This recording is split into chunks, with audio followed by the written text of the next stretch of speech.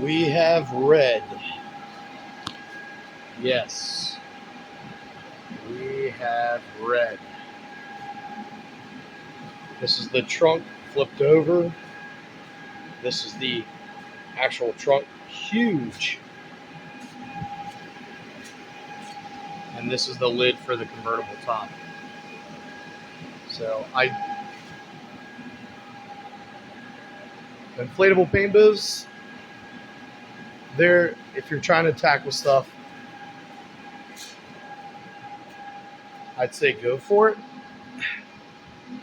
It's not the best paint booth in the world, but it's for the money, it's pretty damn good. It would probably cost you a little bit more to build one of these with this kind of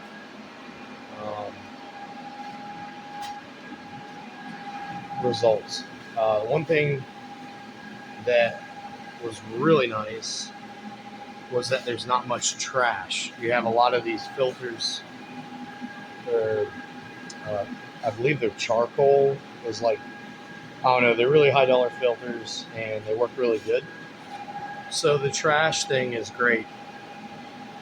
Overspray, not so much.